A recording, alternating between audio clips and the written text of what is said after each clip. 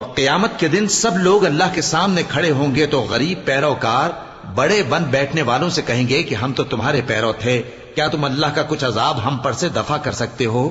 وہ کہیں گے کہ اگر اللہ ہم کو ہدایت کرتا تو ہم تم کو ہدایت کرتے۔ اب ہم گھبراہٹ ظاہر کریں یا صبر کریں ہمارے حق میں برابر ہے، کوئی جگہ رہائی کی ہمارے لیے نہیں ہے۔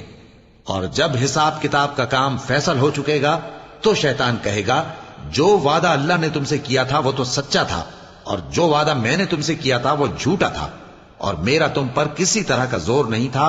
ہاں، میں نے تم کو گمراہی اور باطل کی طرف بلایا تو تم نے جلدی سے اور بے دلیل میرا کہنا مان لیا۔ تو آج مجھے ملامت نہ کرو، اپنے آپ ہی کو ملامت کرو۔ نہ میں تمہاری فریاد رسی کر سکتا ہوں اور نہ تم میری فریاد رسی کر سکتے ہو۔ میں اس بات سے انکار کرتا ہوں کہ تم پہلے مجھے شریک بناتے تھے۔ بے شک جو ظالم ہیں ان کے لیے درد دینے والا عذاب ہے۔ اور جو ایمان لائے اور عمل نیک کرتے رہے وہ بہشتوں میں داخل کیے جائیں گے جن کے نیچے نہریں بہہ رہی ہیں۔ اپنے پروردگار کے حکم سے وہ ہمیشہ ان میں رہیں گے، وہاں وہ ہر ملاقات پر ایک دوسرے کو سلام کہیں گے۔ کیا تم نے نہیں دیکھا کہ اللہ نے کلمہ طیبہ کی کیسی مثال بیان فرمائی ہے؟ وہ ایسی ہے جیسے پاکیزہ درخت جس کی جڑ مضبوط ہو اور شاخیں آسمان میں پھیلی ہوں۔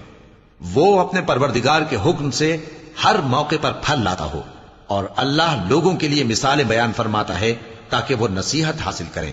اور ناپاک بات یعنی غلط عقیدے کی مثال ناپاک درخت کی سی ہے کہ وہ زمین کے اوپر ہی سے اکھیڑ کر پھینک دیا جائے، اس کو ذرا بھی قرار و ثبات نہیں۔ اللہ مومنوں کے دلوں کو صحیح اور پکی بات سے دنیا کی زندگی میں بھی مضبوط رکھتا ہے اور آخرت میں بھی رکھے گا۔ اور اللہ بے انصافوں کو گمراہ کر دیتا ہے، اور اللہ جو چاہتا ہے کرتا ہے۔